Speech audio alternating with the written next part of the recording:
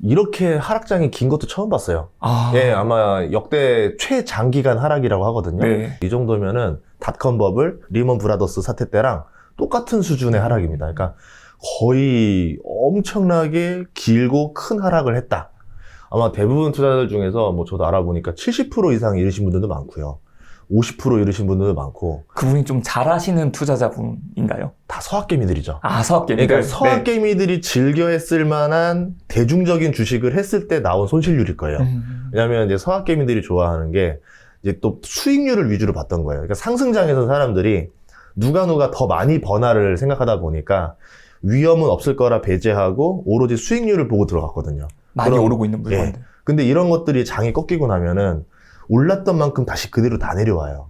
그래서 그동안 관심 없었던 뭐 정유주라던가 뭐 식품주, 유통주, 배당주, 경기 방어주 이런 것들은 오히려 올랐어요. 근데 서학개미들 중에서 거기에 투자한 사람들이 거의 없다라는 거죠. 대부분 이제 뭐 3배 이상 되는 ETF 아니면 뭐 네. 테슬라 아니면 뭐 리비안 뭐 이런 좀 기술주들을 되게 좋아했었거든요. 근데 기술주가 엄청나게 하락했습니다. 그래서 뭐 주식으로 지금 돈 많이 잃었다라고 하는데 특히 우리나라 사람들이 가장 많이 잃었을 것 같아요.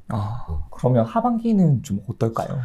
보통은 이렇게 하락하고 나면은 두 가지 방식이 있어요. 좀 더 이 정체되는 기간? 네. 그냥 이 하락한 상태에서 더 이상 하락하진 않고 그냥 왔다 갔다 하다가 뭐 나중에 오르는 기간. 네. 근데 이제 그게 1년 정도 걸릴 수도 있어요. 예, 그런 그런 장들도 과거에 있었던 패턴이고 아니면은 V자 패턴이라고 해서 갑자기 그냥 급상승을 해버려요. 반등하는 예. 그래프네요. 그 대표적인 사례가 2015년 말이 지금이랑 굉장히 유사한 사례가 될 수도 있어요. 그때 같은 경우는 2015년 12월에 첫 금리 인상 한다라고 해가지고 시장이 쭉쭉쭉 빠지다가 4개월 전에 차이나 리스크가 터져가지고 증시가 한번 더 하락했습니다. 그리고 12월에 첫 금리 인상하는 날 또 떨어지고 그래서 2015년에 주식 너무 힘들다 계속 떨어졌거든요. 그러다가 첫 금리 인상하고 나서부터 2016년부터 2017년까지 2년 동안 쉬지 않고 올랐어요. 떨어진 것보다 훨씬 더 많이 올랐습니다. 그런 사례를 든다라고 하면은 지금 뭐 코스피가 한 3,000에서부터 2,600까지 내려왔는데 네. 만약에 그 사례가 다시 돌아온다 그러면 뭐 2년 만에 뭐 코스피 4,000을 갈 수도 있는 거고 이런 시나리오가 나올 수도 있다라는 거죠. 대신 조건은 미국 경기도 좋아야 되고 중국 경기도 좋아야 돼요. 두 가지 조건이 맞아떨어져야 되는 거네요. 그러면 또 이게 신기한 게 그렇게 되면은 부동산 경기가 또 같이 좋아져요. 제가 부동산도 보면 우리나라 사람들 우리나라에만 투자하다 보니까 부동산 시장을 한국적인 요소들만 계산해서 투자를 하는데 저는 예전에 그때 캐나다로 이민 가려고 2016, 17년에 캐나다 부동산 알아보고 2018, 19년에는 이제 태국 쪽, 동남아 쪽 좀 약간 거의 투자를 하려고 해서 해외 쪽으로 눈을 돌리셨네요. 그쵸. 해외 쪽 콘도를 많이 알아봤었거든요. 근데 그때 공통점이 뭐냐면 우리나라 집값 오른다라고 할 때 외국 집값도 똑같이 올라요. 뭐 상승률은 좀 다르긴 하겠지만 그래서 부동산도 다 같이 좋아졌다 다 같이 나빠졌다가 주식도 마찬가지로 글로벌적으로 다 같이 좋아졌다가 다 같이 나빠졌다가 그럼 우리나라는 세 나라를 잘 봐야 돼요. 네. 미국, 중국, 그리고 유럽. 만약에 유럽이 좋아졌다라 그러면은 이미 벌써 중국이랑 미국이 좋을 확률이 굉장히 높아요. 근데 지금 유럽 같은 경우는 러시아 사태 때문에 좀 많이 둔화가 되고 침체가 됐죠. 중국 같은 경우도 헝다 사태 이후로 이제 또 뭐 시진핑 사면임 이것 때문에 좀 많이 둔화가 됐습니다. 그럼 벌써 세계 경제를 떠받치는 기둥 3개 중에서 2개가 벌써 힘이 없어요. 부실이 났어요. 그럼 미국 경기가 혼자 받치고 있는 상태이기 때문에 증시가 힘이 없다라 보는 거죠. 근데 좀 최근에 보니까 상하이 봉쇄가 풀리면서 이제 중국도 이제 부양책을 막 쓰기 시작했어요. 개인들한테 뭐 지원금, 대출 많이 장려하고 과거에 썼던 방식이 뭐였었냐면 지방 정부를 압박해서 지방 정부가 부채를 떠안게 만들어요. 지방 정부가 부채를 떠안는 대신에 기업들한테 보조금이라던가 뭐 대출을 막 밀어주는 거죠. 기업 부양을 하는 거네요. 예. 그렇게 되면은 지방 은행들, 뭐 지방 정부가 부채가 많아지는 거지 국가 부채가 많아지는 건 아니거든요. 근데 지금 다시 그걸 또 시켰어요. 그럼 이 경기 부양이 보통 당장 효과는 안 나오고 한 반년 정도는 있어야 되는데 그럼 하반기쯤에는 오히려 이제 어느 정도 경기가 살아나는 모습을 보여줄 수도 있다라는 거죠. 그럼 그게 주식으로 바로 영향을 받기 위해서는 시간이 6개월 정도 텀을 가지고 갈 수가 있겠네요. 주식 투자를 하다 보면은 정말 이 시기 예측이 제일 어려워요. 네. 어떤 날은 선반영이라 그래서 그러니까요. 이제 발표가 나기 전에부터 오르는 경우가 있고 어떤 경우는 발표 나자마자 오르는 경우가 있고 어떤 경우에는 이미 벌써 뭐 경기 부양하겠습니다 발표가 나도 뜨뜻미지근하다가 갑자기 몇 달 뒤에부터 갑자기 올라가는 경우도 있고, 그래서 그 시기 예측만 안 하면 주식 투자에서 예, 가장 하지 말아야 될 행동이네요. 돈을 잃진 않을 거다. 근데 이 시기 예측을 하는 거죠. 네. 분명 뭐 다음 주부터 오를 거야, 다음 달부터 오를 거야라고 하면은 그 리스크를 떠안아야 되는데 이러는 거죠. 뭐 언젠간 오를 거야. 이제 뭐 좀 더 그래도 시기를 잡자고 하면 5년 안에는 오르겠지, 한 3년 안에는 오르겠지, 이런 관점으로 접근하면 좀 여러분들의 손실률을 많이 저하할 수 있지 않을까. 오히려 장기적으로 보는 게 더 현명하다는 거네요. 대표적으로 네. 저는 지금 상황에서는 어떤 투자를 하면 좋냐면요, 피터 린치 전략을 쓰는 게 제일 좋다라고 봐요. 어떤 전략이에요? 보통 여기 유튜브 보시는 분들이 이제 내 집 마련을 위해서 또는 이제 좀 어느 정도 경제적 자유를 위해서 많이 도전을 하시는데, 네. 이때 피터 린치라는 전설적인 이 투자자가 네. 알려준 게 있었거든요. 작은 기업에 투자해라. 아, 작은 기업이요? 예. 예를 들어서 지금 같은 시장에서는 소형주들은 인기가 없습니다. 개인들이 지금 시장을 많이 빠져나갔고 겁을 먹었기 때문에. 근데 대형주들 같은 경우는 그래도 이제 뭐 펀드라든가 이런 자금들, ETF 자금들이 들어오기 때문에 나름대로 그래도 수급이 좀 존재를 하거든요. 그래서 대형주보다 소형주들 중에서도 소형 기술주들 주가가 정말 많이 빠졌을 거예요. 그러면 이제 저렴하게 나온 주식들이 있는데, 애석하게도 소형주에 대해서는 정보가 별로 안 나옵니다. 예를 들어서 부동산도 강남 아파트에 대한 정보는 빠삭하게 나올 거예요. 그렇죠. 워낙 관심이 많으니까. 근데 어디 뭐 지방에 영월 아파트 뭐 이런데 이제 관심 없어요, 사람들. 네.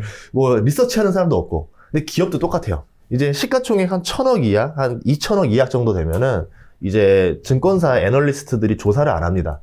어차피 본인들이 들어가서 먹을 거리가 없기 때문에 들어갔다가 빠져나올 수가 없어요. 2,000억짜리 되는 기업에 한 200억, 300억 투자했다가 제가 원할 때 빠져나올 수가 없으니까 그냥 애초에 관심도 없고 투자도 안 해요. 그냥 대형주 위주로 가거든요. 그러면 이런 것들은 정보가 거의 많이 차단되어 있고, 개인들이 잘 찾아서 정보만 조사하면 굉장히 매력적인 기업을 알아낼 수 있다는 거죠. 근데 작은 기업일수록 좀 위험하지 않을까? 이런 인식이 좀 강한 것 같아요. 그렇죠. 그런데 이 작은 기업들 중에서도 매출과 이익이 폭발적으로 늘어나는 기업들이 있어요. 뭐 대표적으로 그냥 뭐 이거는 참고로만 얘기 보시면 좋을 것 같은데, 피부 미용 쪽도 있어요. 아, 피부 미용 쪽이요? 피부 미용 쪽 같은 경우는 이제 기술력이 괜찮고 그리고 영업 잘하고 마케팅만 나오면 되거든요. 네.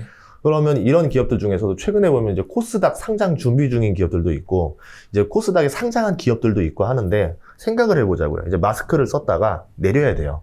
네. 저는 요새 서울 돌아다니면서 그거를 막 봐요. 예전에는 마스크를 안 내렸어요. 그쵸. 아무도 근데 없죠. 마스크를 내리는 사람들이 늘었는데 오히려 젊은 사람들이 많이 내리기 시작합니다. 아. 그리고 혼자일 땐 안 내려요. 3명 정도 뭉쳐 다닐 땐 또 같이 내려요. 이제 20대 여성분들도 많이 내리고 다녀요, 이제. 느꼈던 거죠. 아, 이제 그러면 친구가 벗으면 나도 벗어야 되는구나. 아. 과거에 혼자는 저도 그런데 못 벗겠어요. 자신감이 떨어져요, 이제. 근데 이제 자기가 가지셔도 괜찮습니다. 아니, 근데 이제 그런 거죠. 저도 벗는 순간부터, 갑자기 좀 걱정이 돼요. 점을 좀 뺄까? 리프팅을 좀 할까? 타이트닝을 좀 받을까? 이런 생각이 많이 들면서. 이제 그러다 보니까 이제 투자를 생각하죠. 타이트닝에 투자할까? 리프팅에 투자할까? 뭐에 투자할까? 라고 하다 보면은, 이 피부과라든가 성형외과 쪽 보면은 그런 어플들이 있어요. 뭐 홍보하는 거 아니고 강남 언니 뭐 이런 데들이 있는데, 거기 보면은 그 사람들 검색어 순위가 있어요.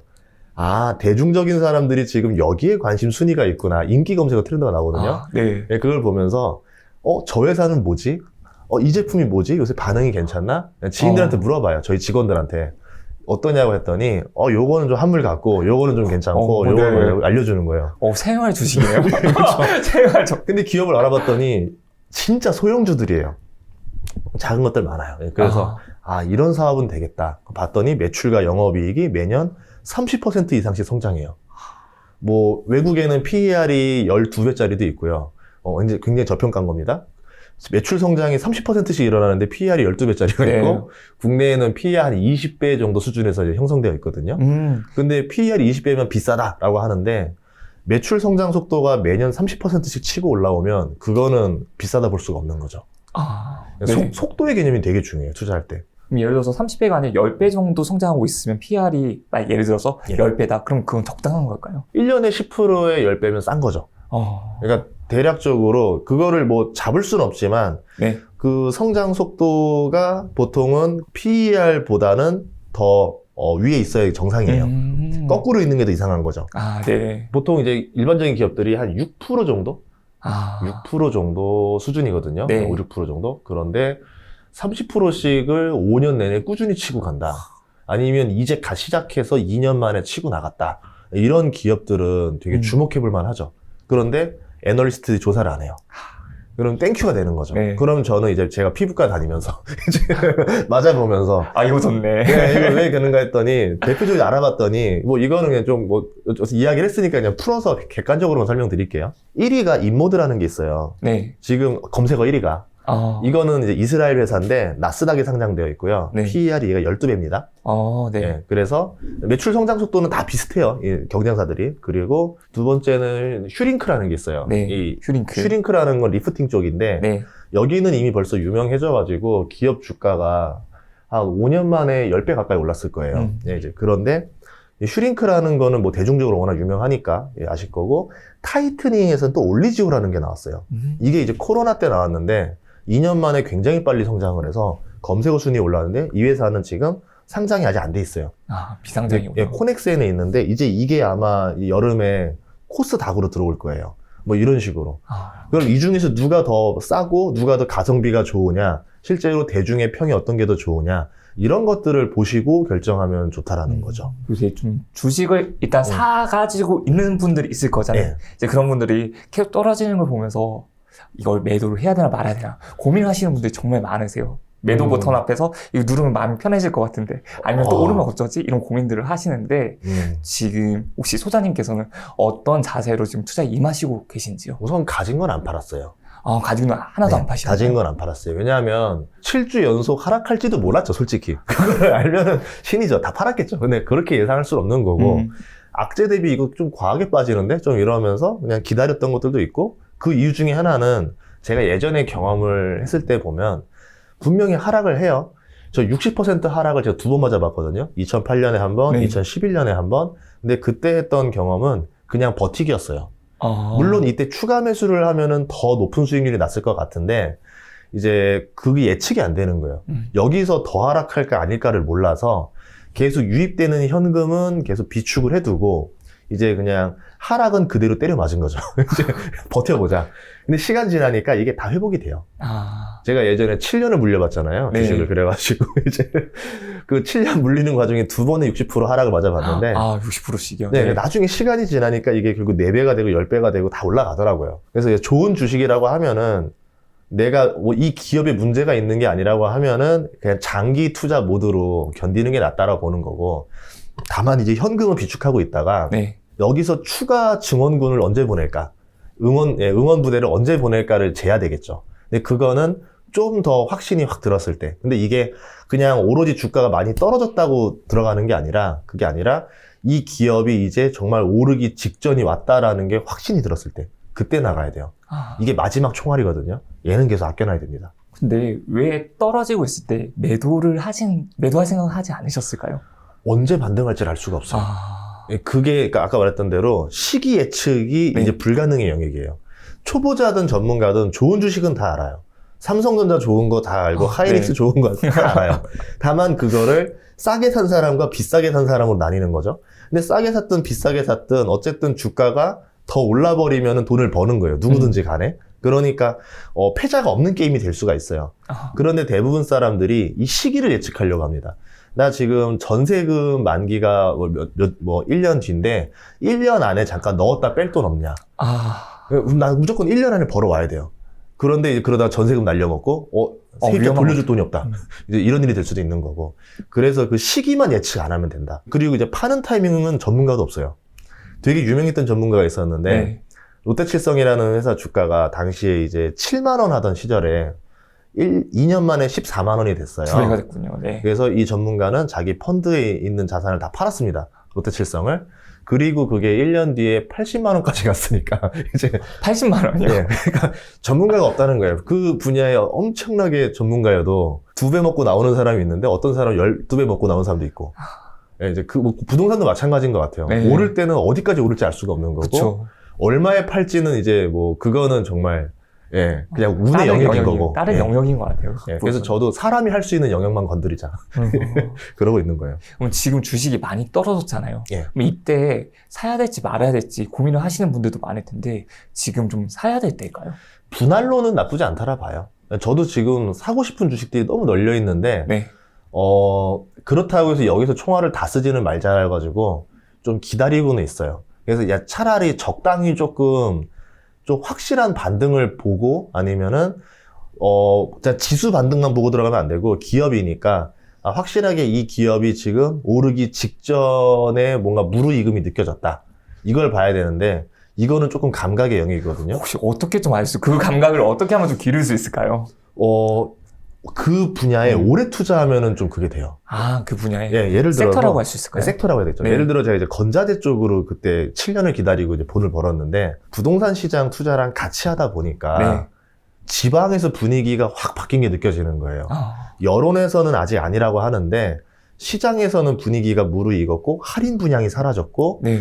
그리고 피가 붙기 시작했어요. 드디어 이제 분양 시장에 4순위의 사람들이 막 줄을 서기 시작하고 전혀 못 보던 장면들이 나오기 시작하는 거죠. 바뀌었다. 그리고 레미콘 차들이 끊임없이 들어가요. 골리앗 타워 크레인이 정말 막 눈에 막 장황하게 펼쳐져 있고 분양하는 족족 나가는 거예요. 근데 시장에서는 아직도 악성 미분양 매물을 근거로 시장 안 된다, 아직 힘들다라고 말했을 때 뭔가 아이러니한 상황이 벌어지는 거죠. 아니 반대 상황들이 계속 연출되는 예. 거네요. 그럼 대중은 아직 모르고 저만 아는 정보가 됐죠. 이때다. 현장에 있으니까 예. 또. 네. 이때다. 그러면 지금 올인해서 만약에 내가 실패한다 하더라도 여기서 내 후회가 없다. 정말. 예. 그 타이밍에 들어갔는데 그때 직후에 갑자기 막 올랐어요. 제가 7년 기다렸다고 하는데 네. 그 7년 중에서 실제로 오른 거는 6개월도 안 돼요. 그 6년 반을 물려 있다가 갑자기 6개월 만에 확 올라갔는데 그 직전에 제가 대량으로 사들인 거예요, 또. 그 바닥이라는 걸 예. 직감을 했으니까 그러니까 거의 거죠. 7년 물려 있는 금액에서 그 금액에 또 뭐 1배, 2배 수준의 돈을 또 태운 거죠. 그러면서 평단가가 탁 내려가면서 그때 확 올라간 거거든요. 그러니까 그 타이밍을 알아야 되는데 네. 그거는 조금 내가 한 섹터에 정말 관심을 오랫동안 뒀을 때 나올 수 있는 거고 그게 아니라고 하면은 지금부터 그냥 월급날마다 분할로 들어가는 게 나아요. 월급날마다라고 말하는 이유는 뭐냐면 그럼 주가를 보고 들어갈까요라고 하면 사람이 이제 계속 창을 봐야 되거든요. 맞아요. 그러면 심리적으로 털려요. 힘들어서 안 되고 그냥 월급날 털리면 안 돼요. 월급날 돈 남았네 이거 뭐 하지? 그냥 기계적으로 넣어야 돼요. 그냥 한 주씩 모은다는 개념으로 가야 예. 되는 거네요. 주식에서 사람들이 많이 잘 모르는 초보자들이 모르는 게 속도랑 스트레스예요. 스트레스를 안 받아야 장기 투자가 가능하고 이 속도의 개념 그리고 타이밍을 예측하지 않으려는 그 마인드 이게 정말 중요한데 대부분 투자자들은 오로지 수익률만 보고 달려들다 보니까 잘못된 판단을 많이 하게 되는 거죠. 좋은 주식을 골라도 싸게 매도하는 경우가 많다라는 거죠. 그때 팔 때가 아닌데 더 가지고 있어야 될 텐데. 예. 그럼 지금 분할로 좀 매수하기 좋은 종목 같은 게 좀 있을까요? 반도체가 정말 싸요. 반도체요? 그러니까 이렇게 보면 돼요. 못 찾겠다. 업종 네. 나 모르겠다라고 하면은 지금 사람들이 가장 악플이 많은 업종. 관심이 많은 거죠. 그만큼 사람들이 물리고 나온 거예요. 물리고 나오고 내가 너 때문에 망했어. 라고 하는 종목이 있을 거예요. 그 섹터를 보시면 과매도가 이루어져 있을 겁니다. 근데 바로 사지 않는 이유 중에 하나가 뭐냐면 아직까지 그럼에도 불구하고 버티는 사람들이 있어요. 일종의 디스코 팡팡이라고 보시면 되는 거예요. 버티는 건가요? 네, 그냥 월미도 디스코 팡팡인데 한 절반 떨어졌어요. 네. 떨어진 사람들은 막 이제 그 운전사를 욕하겠죠. 네. 당신이 험하게 해서 떨어지지 않았냐라고 하지만 아직까지 끈질기게 버티는 애들이 있거든요. 네. 그때는 안 되고 시간이 좀 더 지나면 이 사람들도 버티다 못해 이제 손을 놉니다. 그러고 나면은 어떤 시그널이냐면 이제 악재가 나와도 주가가 안 떨어지는 타이밍이 있어요. 거기 완전 바닥이 되는 거예요. 네, 반도체 악재가 나왔는데 반도체 주가들이 안 떨어져요. 이제 팔 사람이 없는 거예요. 다 떨어진 거예요. 그러면 이제 이때는 내가 들어가도 되겠다. 이때부터는 분할 매수해도 나쁘지 않다라 보는 거죠. 그럼 지금이 그 정도 시점이 된 걸까요? 지금 시점이라고 하면은 반도체가 떨어진 게 한 6개월 됐거든요. 네. 그러니까 이제 팔 사람들은 꽤 나왔고 그럼 지금보다 지금일 수도 있고 아니면은 좀 더. 또 한 올 여름 휴가 때부터 시작해서 분할 매수 하기에는 좋은 시점이에요. 네, 분할 매수하기는 나쁘지 않아요. 반도체라는 게 보통 4년 사이클이어가지고 네. 한 2년 나쁘면 2년 좋아져요. 그러면 지금 한 거의 1년 가까이 나빴었으니까 네. 뭐 1년 정도는 더 나쁠 수도 있어요. 근데 꼭 그렇게 계산적으로 예측할 수는 없지만 예를 들어 그걸 볼 수 있는 거죠. 예. 그 사이클이 나오는 이유가 있을까요? 그 경기 민감주거든요. 반도체는 들어가는 상품을 생각하면 돼요. 모니터, 컴퓨터, 스마트폰, 자동차, 뭐 서버. 대부분 뭐 TV. 그러니까 대부분 내가 좀 돈이 있을 때 보통 올림픽 주기라고 하는데 좀 사람들이 현금 여력이 있을 때 지갑이 열리는 거죠. 보통 내가 그러니까 먹고 살기 힘들 때는 안 사요. 그렇죠. 못 사죠. 미룰 네. 수 있는 거죠. 네, 미룰 수 있는 건데 현금 있을 때는 좀 사요. 작년 같은 경우에 우리나라 차 판매량 1위가 아반떼가 아니고 그랜저였대요. 오, 대수로. 그랬어요? 네, 뭐 월별이니까 좀 다를 수 있겠지만 그걸 보고 충격 먹었던 게 어떻게 저럴 수가 있지라고 하는 거죠. 거의 아반떼였던 것 같은 기억이 있거든요. 시장이 좋을 때는 이렇게 사람들이 소비를 확 끌어올린다는 거예요. 본인의 평균 소득 수준보다 더 이상으로. 이럴 때 이제 반도체가 피크를 찍는 거거든요.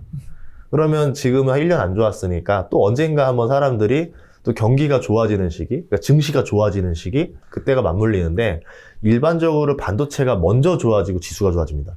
반도체가 먼저 좋아져야지. 예. 그 다음에 이어지는 거예요. 예, 그러면은 반도체에 대해서 이미 사람들이 많이 떠났고 나쁘게 이야기를 할 때쯤 되면은 지금이 사는 게 오히려 맞는 거고 사람들이 막 이제 삼성전자 20만 원 간다, 30만 원 간다. 이제 모두가 끄떡끄떡 할 때 그때는 조금 살짝 갸우뚱해야 되는 거죠. 그럼 9만 전자에 사신 분들도 있을 거잖아요. 있죠. 그분들 중에 가지고 있으신 분들도 있을 텐데 그분들에게 좀 희망을 드릴 수 있는 말을 한다면 언제 정도면 본전할 수 있을까요? 시간이 해결해 준다는 것 같아요. 그냥 이거는 시간의 문제지 9만 원이 안 올 주식은 아니라는 거예요. 왜냐하면 반도체라는 게 과거보다 더 의존도가 높아졌어요. 산업의 쌀이 됐어요.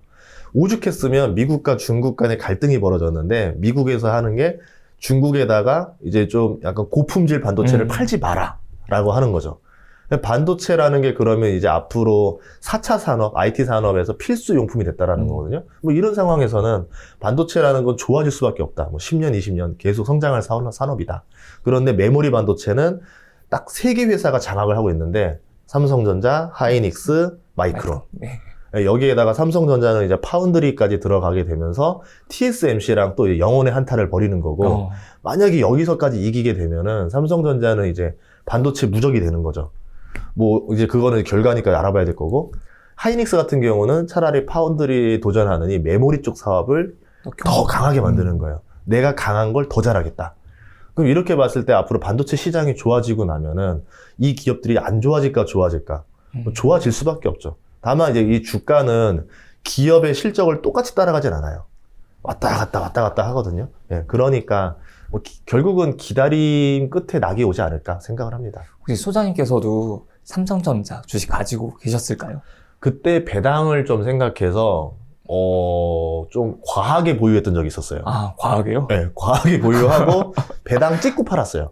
네, 배당 찍고 이제 그럼 작년에 매도를 하셨겠네요. 네, 그래가지고 그때 현금 있었을 때였는데 이건 배당이나 받자, 배당락이나 받자 해가지고 딱 이렇게 했는데 찍고 팔았는데 이제 그걸 유튜브용으로 딱 찍으려고 했는데 좀 배당금 뭐 받은 거 자랑하고 그럴 때도 아닌 것 같아서 저도 그냥 안 했어요. 네, 안 하고 뭐 그때 이후로 주가가 좀 더 하락하긴 했는데 생각해도 그때 안 팔았어도 됐겠다 생각하거든요.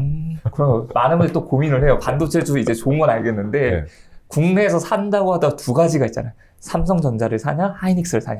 혹시 둘 중에서는 어떤 게 좀 더 괜찮을까요? 아주 길게 보면 삼성전자고 길게 보면요? 중기적으로 보면 그러니까 한 10년 이상 보면 삼성전자.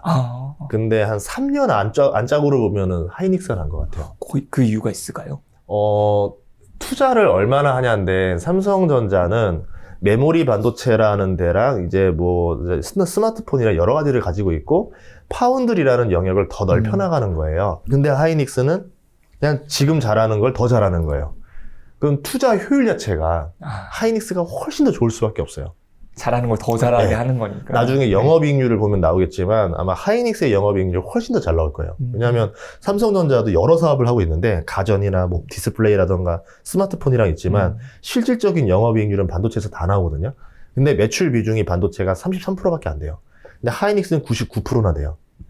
그러면 내가 투자자라고 하면은 반도체에 투자하고 싶은 거지 이 골고루 하는 사업 중에 일부 산업이 반도체에 있는 데 투자하고 싶진 않은 거예요.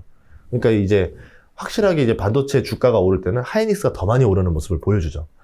근데 이제 다음 먹거리를 계산해야 되기 때문에 파운드리라는 산업은 결국은 안 할 수가 없는 사업인 거고, 삼성전자도 자신 있는 사업 중에 하나라고 본거였던 거고, 이제 그럼 TSMC랑 경쟁을 하는 건데, 뭐 뉴스상으로는 언론 플레이 많이 해요. 3나노다, 뭐 나노다 이래가지고 TSMC는 뭐 이제 1. 몇 나노 들어간다라고 하는데, 이게 물리적인 양을 말하는 3나노가 아닙니다. 아, 이제 바뀌었나요? 이제 약간 그런 거예요. 과거에는 20나노 뭐 이럴 때만 네. 해도 물리적인 사이즈를 말했던 건데, 이제 그 수치를 하는 건 의미도 없다 이래가지고 약간 BMW 5시리즈, 7시리즈 얘기하는 것처럼 5시리즈라고 5000cc 아니고 7시리즈라고 7000cc 아니거든요. 그냥 자기들이 말하는 기술 숫자. 진보할 때마다 예. 좀 단위를 낮추는 거네요. 예, 486, 586, 686 이런 건데, 뭐 우리도 586이었는데 우리 실제로 586인데 저기는 686이에요. 이런 식으로 얘기하는 거다 보시면 돼요. 그래서 저는 오히려 삼성전자가 길게 보면 승산이 나올 수도 있다라고 봐요. 그리고 나 반도체도 사이클이 있다고 했는데 반도체가 안 좋을 때 뭐 TV라든지 가전이라든지 이런 부분에서 조금 더 할 수도 있을 것 같다는 생각이 근데 들거든요. 그것도 같이 나빠져요. 같이 나빠져요? 어차피 TV 안 사잖아요. 네. 그래서 삼성전자 사이클이 어떻게 보면 또 이렇게 왔다 갔다 하는 게 또 이해가 되죠. 네. 혹시 그럼 다른 종목들도 사이클이 있나요? 사이클이 좀 긴 것 중에 하나 건설 사이클. 17년 주기거든요. 건설 17년이요? 예.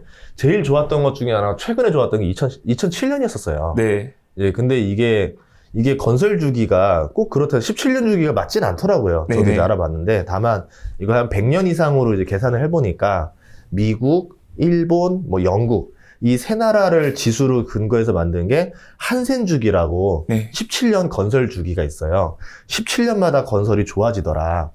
그러면 가장 근래가 2007년이었고, 과거 근래가 1990년이었었고, 근데 다시 그 근래가 1973년이었었고, 그때마다 미국 부동산 버블이 땅땅땅 나왔거든요. 근데 지금 같은 경우는 17년이 조금 덜 됐는데, 네. 15년쯤 됐죠. 근데 미국 부동산 가격이 막 올라가고 있었죠. 예, 그렇게 봤으면은 보통 17년을 정점으로 봐요. 그럼 미국 부동산도 한 1, 2년 정도 남겨놓고도 나빠지지 않겠느냐, 이렇게 보는 사람들도 있고, 아니다, 코로나 때 유동성을 너무 많이 풀어가지고 오히려 지금이 정점이다, 또 이렇게 얘기하시는 분들도 있어서, 예, 이거는 이제 뭐 본인이 판단하셔야 될 것 같아요.